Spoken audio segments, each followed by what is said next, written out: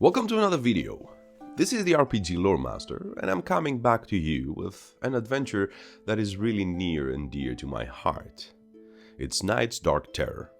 It's an adventure that it gives you so many plots and hooks that they're open-ended, and you can do whatever you like, but in reality, the adventure just gives you a linearity. It gives you a story that gets you from point A to point B to point C. You see that I'm choosing my words carefully. I'm not saying the adventure is railroady, because that is a word that I despise. I do not feel that there is such thing when you play a game. Yes, perhaps the adventure gives you some specific boundaries that if you try to keep your players to them, then yes, the adventure might be railroady, but above all, you're just a bad game master. Having a linear adventure, it means that the story gives you specific places that you gotta be. There's specific quests that you gotta do.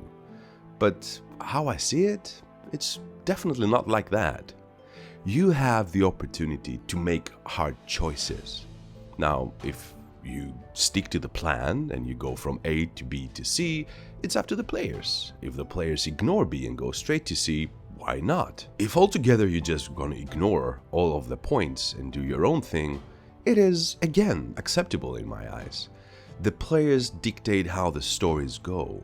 Your job as a game master, it is to actually moderate that, curate that, make them feel that their choices matter. Don't try to pull them back in your story, because that's what the book says. So, case in point, Night's Dark Terror does that really good. It starts with a mundane but really interesting plot hook. You have to go from point A to point B, which is the town of Sekeskin, pick up some horses and escort them back to Riflian, which is another town. On the way there, the players are going to be ambushed by what it seems to be a group of slavers. They're called the Iron Ring Slavers. Dealing with them and getting into the town, the players are going to find out that they are in the middle of a siege that takes place. There are 3 tribes of goblins that they're attacking the town of Sekeskin. So the choices already start to begin. The players might say, you know what, the hell with the horses. We're going to find out who those Iron Ring dudes are.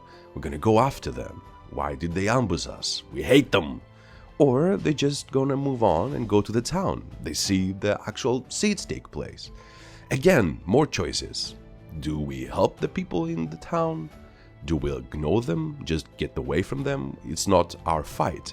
The freedom is endless. They can go to the goblins and try to make a deal with them, if they are this kind of players. Goblins are not trustworthy. Perhaps the goblins ask for a hostage to ensure that the rest of the group goes inside the town and the keep and opens a door just for them to get in and destroy everything. I say that all those choices are equally interesting, and as a game master, I always feel that we are in quantum state. Everything goes and nothing goes until the players choose them. So again, this linearity of the adventure gives at least a really easy job for the game master. You know what the adventure is expecting out of you, but until the players choose their route, everything goes. So the players help the siege, and they deal with what it seems to be a kidnapping.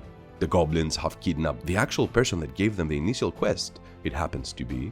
And so Piotr, who is the brother of Stefan, the original horse quest giver, asks the players to go find his brother.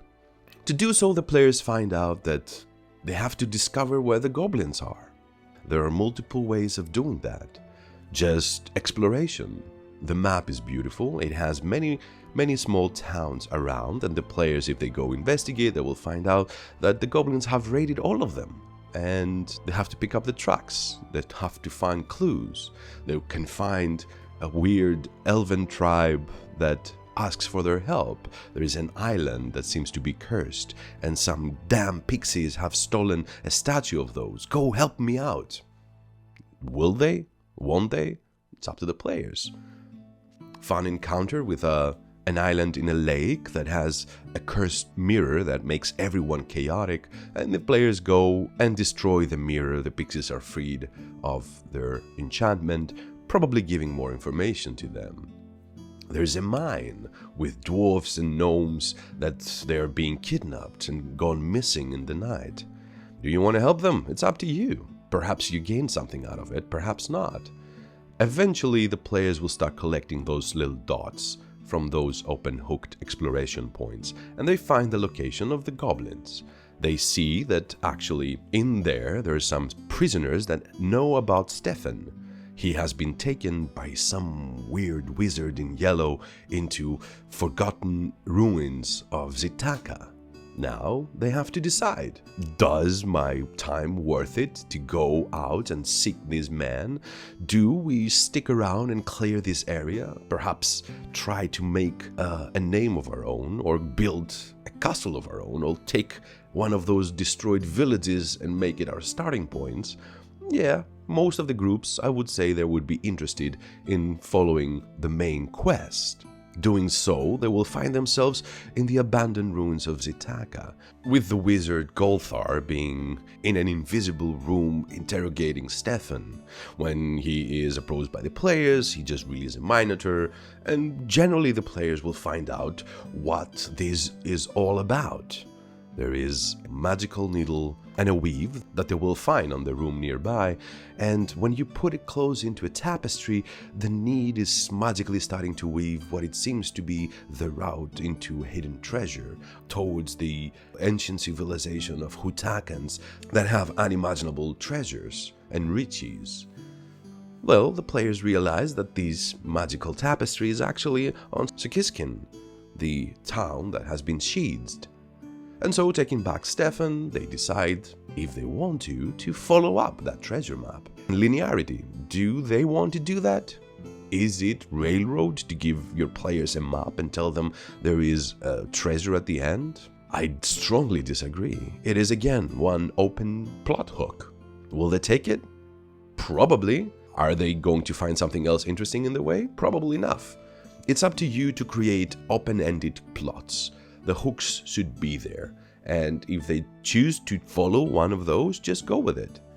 If the players do decide to head for the treasure, they will find themselves going through a plethora of meetings with the slavers of the Iron Ring. It is understood and known by now that the people that Golthar is ruling, the Iron Ring, know that the players have the map, so he is constantly sending them to either terrorize them or deal with them in any ways they can. They will find on their way some camps of the slavers. They will find a cabin that has been made as an ambush point for their slavers against the group. And eventually they will find their way onto the town of Threshold, where they're going to organize themselves, and they're going to head towards the northern part of the map where the Black Peaks are, and the location of the civilization. And in the Threshold, they will meet a recurring evil wizard that's haunting them, which is a really interesting part of the adventure. From the beginning till the end, Golthar will keep popping up, trying to kill your players, and eventually he's going to escape. And one of his final plots is to draw them in an abandoned inn that he has a troll setting up an ambush with 24 of thugs and werbeasts and all kinds of different monsters to make sure that he will take his map back.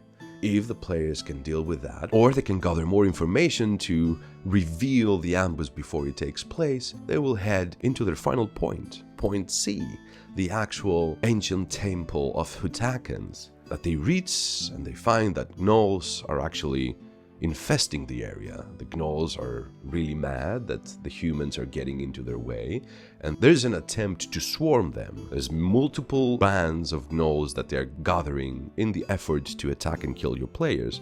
Eventually they will find their way into the ancient temple. Their gnolls are going to stay outside and they're going to head inside because there's magical statues that the gnolls just hope that they kill the players, but in reality they have the magical needle. The statues will gracefully bow down, allowing them to go in.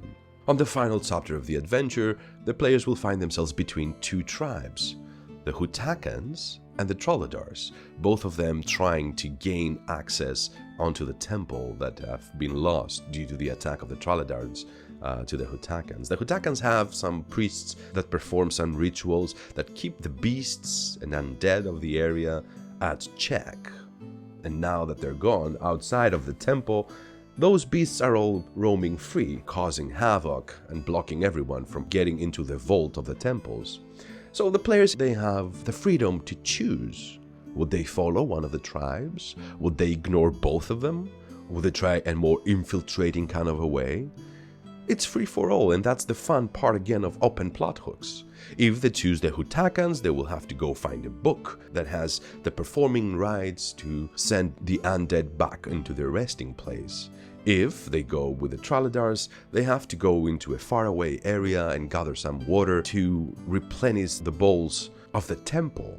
But doing so, it will open them up into resting and camping into the more dangerous parts of the area. Eventually, they're gonna find their way into the vault of the temple that is filled with riches and wealth.